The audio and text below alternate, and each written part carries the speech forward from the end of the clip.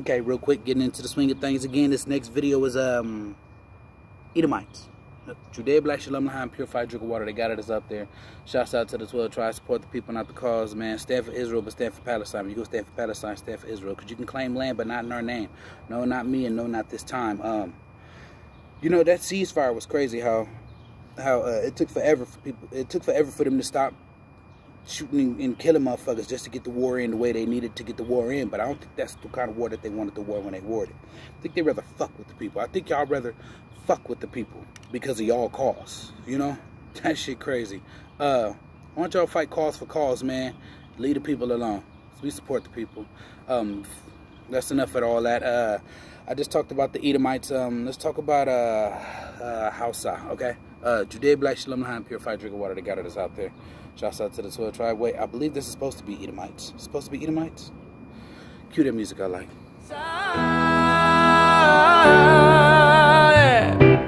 Every day I piss money away.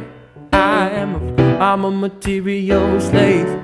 Trying to polish this ball in this chain. All right, y'all. So today we're going to be talking about who is Edom, Esau. All right, let's get into this history and break it down. All right, so today we're going to be reading from this book. It's called Picture History of Jewish Civilization. We're going to be reading from the left-hand side where it says Babylonian Jewry. It says, during the generations in which the Romans succeeded in dimming the glow of the Jewish center in Palestine, Babylonian Jewry was well off. There were neither conversions nor plunder there, and neither Greece, Byzantine, or Edom, Rome, ruled them. And the Lord did the Jews a favor, and they lived in Babylonia with their Torah from the exile of King Jehoiakim until the last generations. You see that? So it called Edom, Rome. It said Edom was Rome. Edom, Rome. All right? And if you know any of the history, you know during the time of Christ, which king was ruling up in Jerusalem? You had King Herod. He was a Roman. Now watch this. As we read on, we're going to find out how a lot of these people became Jewish. Now we're going to be reading from that same book. We're going to read from this section called the Khazars. It says, in this period of glory from the autonomous Jewish community in Babylonia, the religion of the Jews and their way of life attracted many persons. Numerous tribes in the Arabian Peninsula and in the various lands of the Near and Middle East adopted Judaism. You see that? So it says the way of the Jews, their lifestyle attracted many people. So everybody was coming from all over that wanted to join this Hebrew religion. They wanted to find out the ways of the Hebrews and they wanted to adopt it. All right. Now watch this. It says the most famous of these were the Khazars. The land of the Khazars in southern Russia extended from the Caspian Sea to the Black Sea as far as Crimea. The Khazars were a semi-nomadic pagan tribe whose chief was the Kagan. At the beginning of the 8th century, the Khazars became very strong by virtue of their domination of the trade route between the Byzantine Empire and the Far East. For this reason, both the Byzantine emperors and the Baghdad caliphs were interested in cultivating the Khazars and in bringing them under the influence by winning them over to their religion. You see that? So they was trying to pitch the Khazars two different religions. They had Islam and Christianity. That's what they were trying to pitch them. They was trying to pitch both these ideas to try to win these Khazars over to their religion. All right, watch this. It says paganism was on its last leg. Kagan Bulan of the Khazars, who reigned over his people in the middle of the 8th century, decided to abandon his pagan faith, but could not make up his mind what new faith to adopt. There are stories of the efforts of the Muslim Caliph and the Christian Emperor of Byzantine to win over the Kagan to their belief. They sent delegations to him with letters and expensive gifts, accompanied by men learned in their religion to influence Bulan. So they had people that was on the Muslim side and they had Christians going over to him trying to prove to him which religion was better. Like Christianity is this and this and that, and Islam is this and that. So they're trying to win this Kagan over to the religion. Watch what happens, y'all. It says, the Kagan confused ordered a Christian and a Muslim to conduct a debate to establish whose faith was better. The debate lasted for a long time without concrete results. The Kagan noticed that both the Christian and the Muslim debaters referred to the Jewish Torah to support their arguments.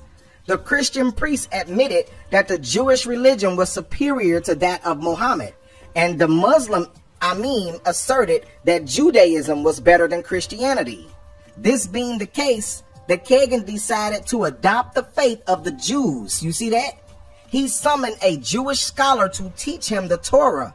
It says Bulan then had himself and his officers and soldiers circumcised. So right here you had Kagan Bulan, who took his whole army of people and converted them over to Judaism. So they became Jewish. They became Jews. They were Jewish converts. So this Kagan converted over and started adopting the ways of the Hebrews. He started keeping all the Torah customs, the feast days, learning the language, all of that. And they became Jewish. All right. That's what happened. That was under Kagan Bulan in the 8th century. That's how a lot of the people became Jewish. Now we're going to be reading from this book called Who is Esau Edom by Charles A. Weissman. It says, this is the last mention of the Edomites as a people in history. Yet Bible prophecy indicates that Edom would be an enemy of Israel in the latter times. We find that their only connection to a present-day people and religion is with the Jews and Judaism.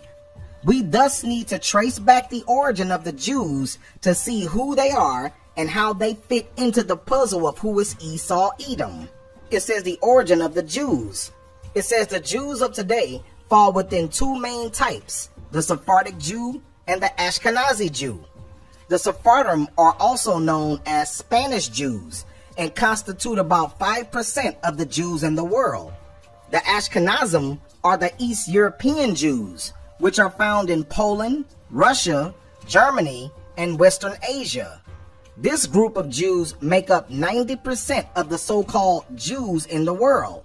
Many reference and historical sources have unequivocally identified that the bulk of the Ashkenazi Jews were derived from a people known as Khazars. You see that? That's that word Khazar again, going back to Kagan Bulan.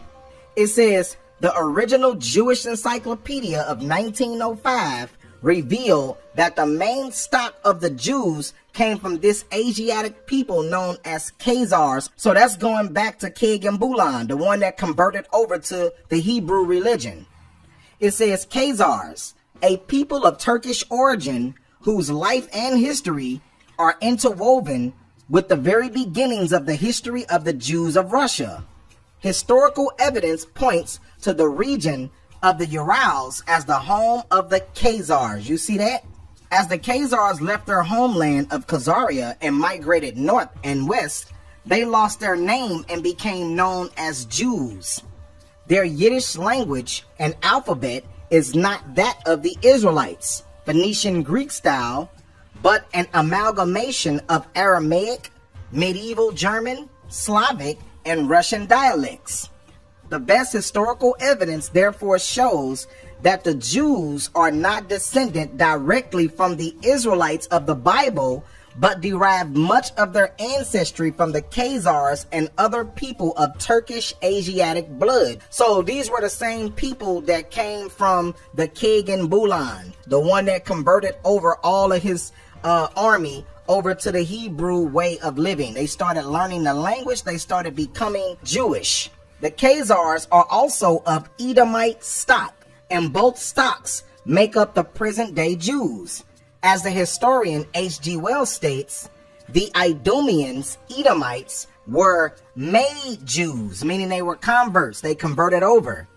And a Turkish people, Khazars, were mainly Jews in South Russia. The main part of Jewry never was in Judea and had never come out of Judea.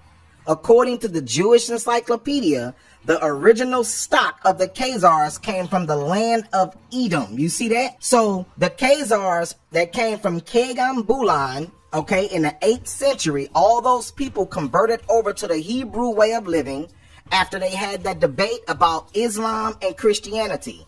So when those people converted over, they became Jews, like it says in the book of Esther, chapter 8, verse 17, when it says the people of the land became Jews. Okay, they became Jews. If you convert over to the Hebrew way of living and you start keeping the customs and all of that, you become something like the Israelites, but not an actual Israelite by blood. So those people are definitely Semitic. And I'm not talking about any one group of people either. This goes for anybody. If you are black, white, red, green, or blue, if you are not a descendant of the Hebrews by blood, or if you do not fit the curses in Deuteronomy, the 28th chapter, you cannot call yourself a Hebrew or a real Jew.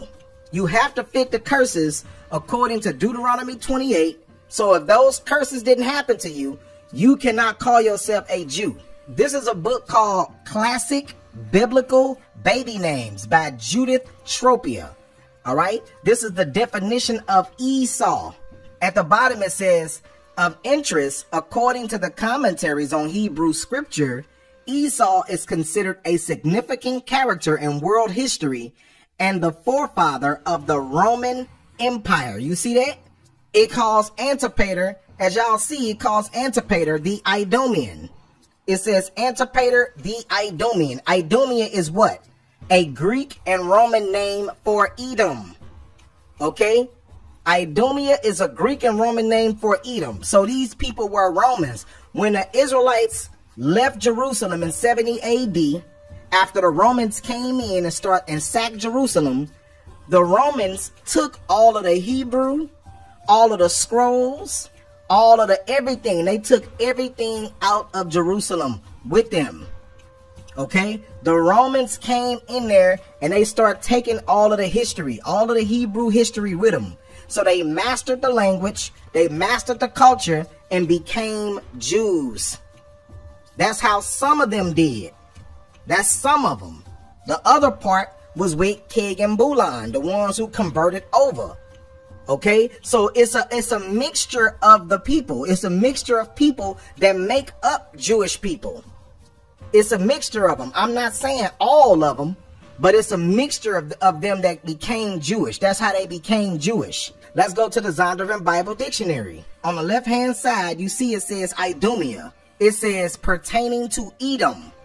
In the King James Version of the Old Testament, Idumea, the name used by the Greeks and Romans for the country of Edom. You see that? So anytime you see that word Idumea, it's talking about Edomites.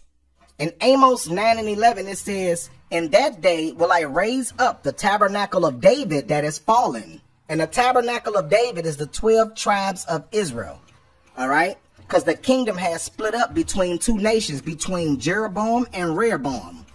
And it says, and close up the breaches thereof. A breach is a split. It was a split between a kingdom, southern kingdom and northern kingdom. And he said, and I will raise up his ruins, and I will build it as in the days of old. Meaning they're going to bring the 12 tribes back together like they was when they came out of Egypt. Verse 12, it says, that they may possess the remnant of Edom, and all the heathen which are called by my name, saith the Lord that doeth this.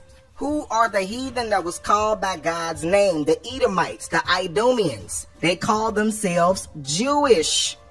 King Herod, Agrippa, okay? All those people were Edomites calling themselves Jewish. When King Herod took over and became king, he was called what? A Jewish king. Even though we know he did not descend from the Israelites by blood. He was a Jewish convert. He got converted over and he carried on the traditions that was passed down from the beginning, Kegan-Bulan. All his people that converted over, King Herod converted over too and became Jewish. So he was not an actual Jew or Israelite by blood. He was a Jewish convert. and start calling themselves Jewish. That's why the Most High said all the heathen that are called by my name. They was calling themselves Judah. It's the same people. That's why you see this right now. You see at the top, you see Caucasus Mountains of Georgia, Russia. And you see Petra in the land of Edom. You see Petra, the biblical land of Esau, Edom, the Caucasus Mountains. You see the same architecture. You see Montreal, Kazakhstan, Greece, Australia, Edinburgh, Germany. It's the same architecture built by the same Edomites. It's the same people. Okay? You got to know that. You have to understand that. History. Okay? You got to understand. You see Armenia, France, Rome. It's the same architecture. From the same Esau. Same Spain, Bavaria, Ottawa. Okay? It's the same thing. Every time you go around the world and you look around the world and you see this type of architecture, it's coming from the same exact people every time. All right? That's what I want y'all to understand and realize. British Museum, America, you see the same architecture from the same Esau. So first thing y'all got to realize and remember is that these Edomite nations come from 7 major empires. Greece, Rome, Spain, France, Russia, Germany, and Great Britain. Those are the 7 major empires that these Edomites come from. You got to remember that. Even with the coins. Look, you see on screen, you see a Greek coin. What symbol is on it? An eagle. Look at the Roman coin. What symbol is on it? An eagle. Look at the Spanish coin. What symbol is on it? An eagle. Look at the American coin. Which symbol is on it? An eagle.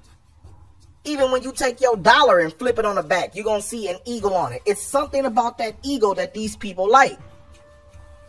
Even when you go over into the scriptures, what do the scriptures say? In Deuteronomy 28 and 49, it says, the Lord shall bring a nation against thee from far, from the ends of the earth, as swift as the eagle flieth. Even when they so-called landed on the moon, right? What did they use when they supposedly landed on that moon? What did they say? The eagle has landed.